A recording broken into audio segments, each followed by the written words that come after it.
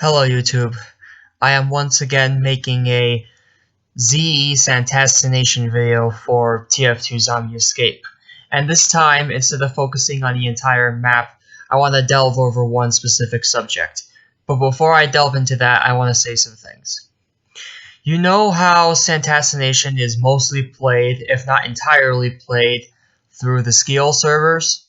Well, Skeel recently updated Santassination. Basically, the old port of the map was extremely buggy and lacked a lot of features that were present in the map in the CSS and CSGO games. Recently, there has been a new port which has completely fixed the map and includes all of the features from the Counter-Strike games. So now the map is a lot more enjoyable to play than it used to be.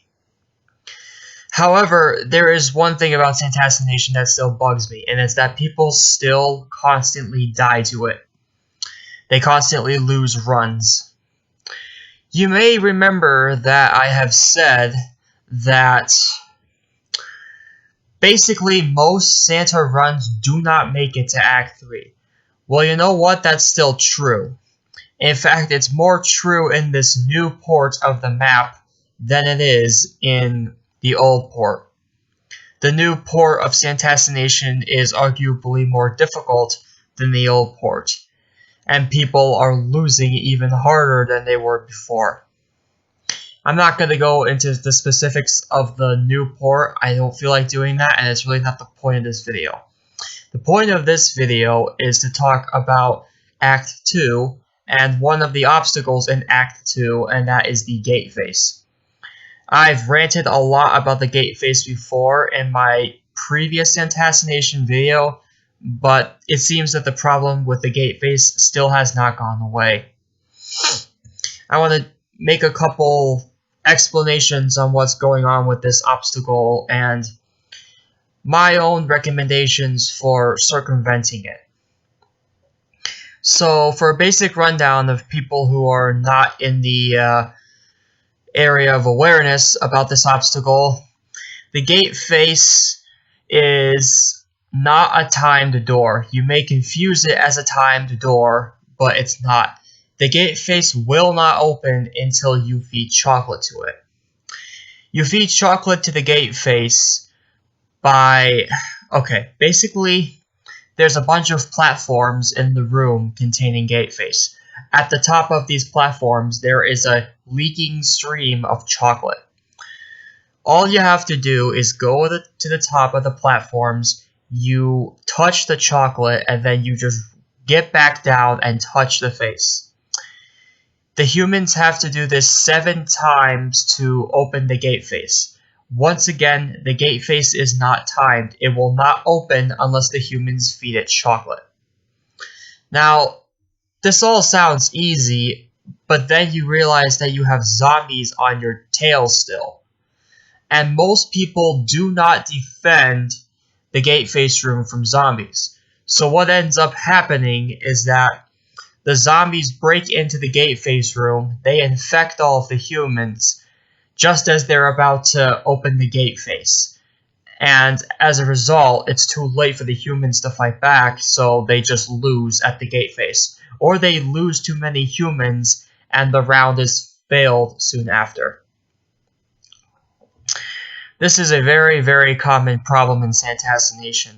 This particular act is that people constantly choke to the Gateface because they don't know what to do.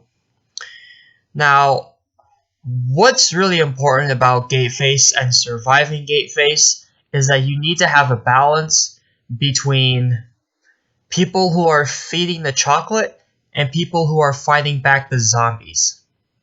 Now, one common mistake I see a lot is that some people won't feed the face, nor will they defend the zombies. They will just walk up to the Gateface and just sit there and do nothing. Not even shooting at the zombies. Just letting the zombies come in and easily kill the humans off.